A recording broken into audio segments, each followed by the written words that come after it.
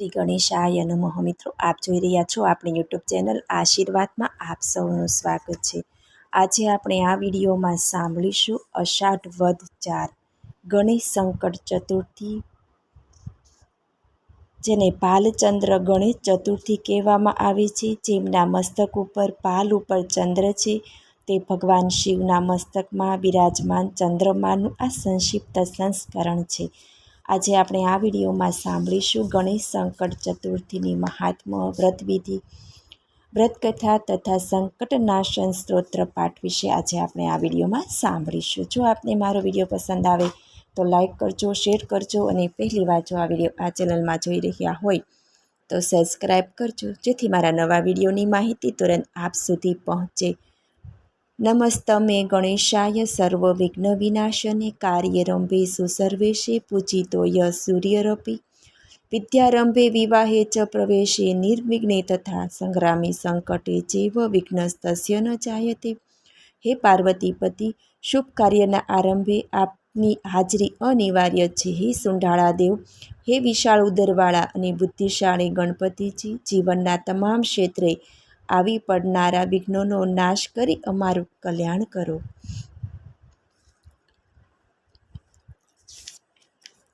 બધા વ્રતોમાં શ્રેષ્ઠતમ વ્રત શ્રી ગણેશ ચતુર્થીનું ગણવામાં આવે છે, કેમ કે આ વ્રત કરવાથી ધન ધાન્ય, પુત્ર પુત્રાદિ સુખ, પતિ પત્નીમાં થયેલ કલેશ અને ભાઈ ભાઈ વચ્ચેના કે કુટુંબમાં પેદા થયેલ વૈમનસ્ય તે દૂર થાય, વિદ્યોપાર્જન થાય, ધંધા રોજગારમાં બઢતી થાય, શત્રુ ઉપર વિજય પ્રાપ્ત થાય આદિ અનેક મનોરથો, ઈચ્છાઓ સિદ્ધ થાય છે. આથી શ્રી ગણેશ સંકટ ચતુર્થીનું વ્રત દરેક વ્યક્તિ કરી શકે છે.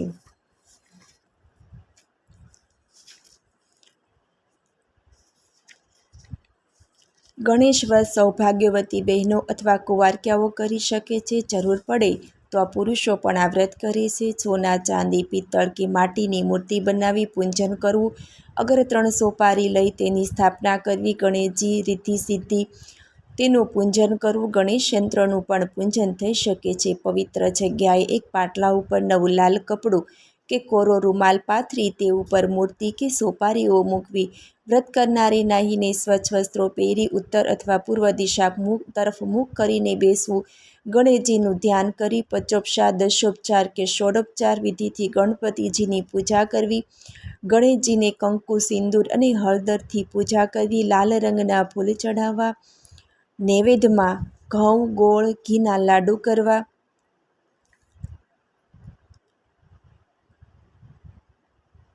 જે હેતુ અંગે વ્રત ધારકે વ્રત કર્યું હોય તે અંગેનો અવશ્ય પાઠ કરવો, જેમ કે સંતાન પ્રાપ્તિ માટે, લક્ષ્મી પ્રાપ્તિ માટે, સંકટ કે વિઘ્ન નાશક માટેનો પાઠ કરો. ઉપરાંત ચાલીસા પાઠ અને બાવની પાઠ પણ કરી શકાય છે. વ્રત ધારકે પોતાના મનોરથની સિદ્ધિ માટે ગણેશજીને આજીજી, કાલાવાલી કે વિનંતી કરી પોતાની માંગણી દર્શાવી. અષાઢ વદ કૃષ્ણ પક્ષમાં ચોથ આવે છે, તે ગણેશ સંકટ ચતુર્થીની વ્રત કથા. અષાઢ મહિનામાં આવતી ગણેશ સંકટ ચતુર્થીને ભાલચંદ્ર ગણેશ ચતુર્થી કહે છે. જેમના મસ્તક ઉપર ભાલ ઉપર ચંદ્ર છે, તે ભગવાન શિવના મસ્તકમાં બિરાજમાન ચંદ્રમાનું આ સંક્ષિપ્ત સંસ્કરણ છે. અષાઢ માસમાં કૃષ્ણ પક્ષમાં જે ચોથ આવે છે, તેમાં મહિપતિ રાજાની વ્રત કથા આવે છે. દ્વાપર યુગમાં મહિપતિ નગરીમાં મહિપજીત નામના રાજા રહેતા હતા. રાજા રાજ્ય કરતા હતા. તે પુણ્યશાળી અને પ્રતાપી રાજા હતા. તે પોતાની પ્રજાનું પાલન પુત્રવત કરતા હતા. પ્રજા તેમને પ્રાણથી પણ અધિક પ્રિય ચાહતી હતી. પ્રજા બધી વાતે સુખી હતી, પણ તેઓ નિસંતાન હોવાથી તે સુખ રાજાને કાંટાની જેમ ભોંકતું હતું. પોતાનું પિંડદાન તેમજ રાજવંશ ચાલુ રહે તેમ તે ઈચ્છતા હતા. તેમણે પુત્ર પ્રાપ્તિ માટે ઘણું દાન, પુણ્ય, યજ્ઞ, યાગ આદિ કર્યું, છતાં પુત્ર પ્રાપ્તિ ન થઈ. રાજા ઘણા નિરાશ થયા. તેમની ઉંમર પણ વધતી જતી હતી. તેમણે નગરના વિદ્વાનો, બ્રાહ્મણો અને નગરજનોને એકઠા કર્યા.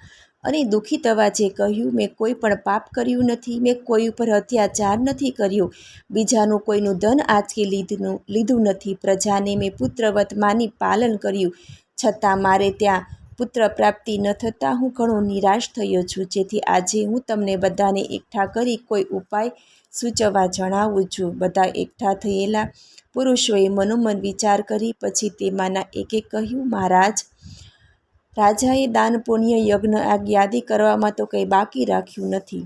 હવે આપણા બધા એકઠા થઈ નગરમાં ભવ્ય યજ્ઞ કરો અને દેવોને વિનંતી કરી રાજાને ત્યાં પુત્ર પ્રાપ્તિ થાય તેવી પ્રાર્થના કરો. બીજાએ કહ્યું, આખા રાજ્યમાં ઢંઢેરો પીટાવી નગરજનોને જણાવી દો કે આપણા રાજાને ત્યાં પુત્ર પ્રાપ્તિ થાય તે માટે દરેક પોતાના ઘરમાં પોતાના ઈષ્ટદેવને પ્રાર્થના કરે અને નામ સંકીર્તન કરે, ભજન કીર્તન કરે. આમ કરવાથી ઈશ્વર કૃપા વરસાવશે અને રાજાને ત્યાં પુત્ર પ્રાપ્તિ થશે.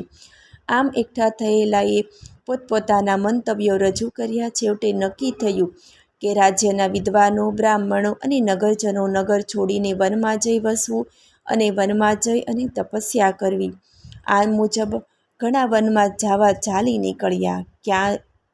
ક્યાં જઈ એકાંતમાં નિર્જન સ્થળે તપસ્યા કરવી તેની શોધખોળ કરવા લાગ્યા. એ શોધખોળ દરમિયાન તેમને એમ મુનિના દર્શન થયા. તે મુનિ નિરાહાર રહીને તપસ્યામાં લીન હતા. તેમનું ભવ્ય લલાટ, ક્રાંતિવાન મુખમુદ્રા, લાંબી સફેદ દાઢી, લાંબી જટા, ભગવો વેશ, હાથમાં બેરખા રાખી પદ્માસન મુદ્રામાં પ્રભુ સ્મરણ કરી રહ્યા હતા. બધા તેમની નજીક પહોંચ્યા. મુનિએ આંખો ખોલી આવનાર બધાને બેસવા કહ્યું. આ મુનિ લોમેશ ઋષિ હતા.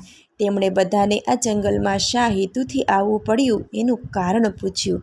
ત્યારે એમાંના એકે કહ્યું, અમારા રાજા ઘણા દયાળુ, પ્રજાપાલક, ધર્મવત્સલ, દાનવીર અને શૂરવીર છે. તેમને એકેય સંતાન નથી. તેમને સંતાન પ્રાપ્તિ થાય એ હેતુથી અમે જાતે વનમાં જઈ તપસ્યા કરવાનો નિશ્ચય કર્યો છે. આ પત્રિકાદર્શી મહર્ષિ લોમેશ છો. જાણી અમને ઘણો આનંદ થયો છે. આપ આ અંગે કોઈ અમને માર્ગદર્શન આપો એવી અમને આપને વિનંતી કરીએ છીએ. મહર્ષિ લોમશે વાત સાંભળ્યા પછી ધ્યાનમસ્ત બન્યા, ધ્યાનમગ્ન થયા. થોડીવાર પછી તેમણે આંખો ખોલીને જણાવ્યું કે હે ભાઈઓ, હવે તમે ધ્યાન દઈને સાંભળો. હું તમને સંકટનાશન વ્રત જણાવું છું. આ વ્રત નિસંતાનને સંતાન પ્રાપ્તિ કરાવે છે અને નિર્ધનને ધનવાન બનાવે છે. અષાઢ કૃષ્ણ ચતુર્થીએ એકદંત ગજાનનની પૂજા કરવી. વિધિવત રાજાએ વ્રત કરીને શ્રદ્ધા સહિત બ્રાહ્મણોને ભોજન કરાવવું અને વસ્ત્રો દાનમાં આપવા. આથી કરીને ગણેશજીની કૃપાથી તમને અવશ્ય પુત્ર પ્રાપ્તિ થશે. મહર્ષિ લોમેશની આ વાત સાંભળી બધાએ બે હાથ જોડી તેને પ્રણામ કર્યા અને આ માર્ગ બતાવવા માટે સૌએ તેનો આભાર માન્યો. છેવટે બધાએ ત્યાંથી જતા પહેલાં દંડવત પ્રણામ કરી અને ઋષિની રજા લીધી. નગરમાં આવી રાજાને આ વાત જણાવી રાજાએ ગણેશ સંકટ ચતુર્થીનું વ્રત કરી પુત્ર પ્રાપ્તિ મેળવી. બોલ્યો શ્રી ગણપતિ ગજાનન મહારાજની જય. સંકટનાશન સ્તોત્રપાઠ. પ્રણભ્ય શિરસા દેવમ ગૌરીપુત્રમ વિનાયકમ ભક્તવાસામ સ્મરેણ નિત્યમાયુઃ કામાર્થ સિદ્ધયે. પ્રથમ વક્રતુંડમ ચ એકદંતમ દ્વિતીયકમ તૃતીયમ કૃષ્ણ પિંગાક્ષમ ગજવક્ત્રમ ચતુર્થકમ લંબોદરમ પંચમ ચ ષષ્ઠમ વિકટમેવ ચ સપ્તમ વિઘ્નરાજેન્દ્ર ધ્રુમવર્ણો તથાષ્ટકમ નવમ ભાલચંદ્રમ ચ દશમ તો વિનાયકમ એકાદશમ ગણપતિ દ્વાદશ તો ગજાનનમ દ્વાદશતાની નમાની ત્રિસંધ્યમ્ય પઠન નર ન ચ વિઘ્નભ્ય તસ્ય સર્વસિદ્ધકરમ પરમ. વિદ્યાર્થી લભતે વિદ્યા, ધનાર્થી લભતે ધનમ, પુત્રાર્થી લભતે પુત્રાન, મોક્ષાર્થી લભતે ગતિમ.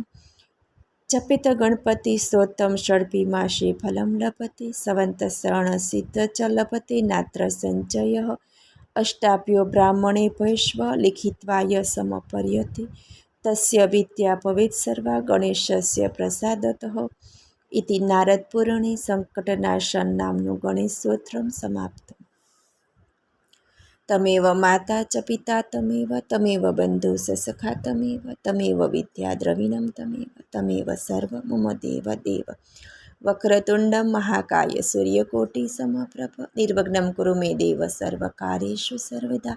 મને સાંભળવા બદલ ધન્યવાદ. જો આપને મારો વિડીયો પસંદ આવે તો લાઈક કરજો, શેર કરજો અને પહેલીવાર જો આ વિડીયો આ ચેનલમાં જોઈ રહ્યા હોય તો સબસ્ક્રાઈબ કરજો, જેથી મારા નવા વિડીયોની માહિતી તુરંત આપ સુધી પહોંચે. ધન્યવાદ. જય શ્રી કૃષ્ણ.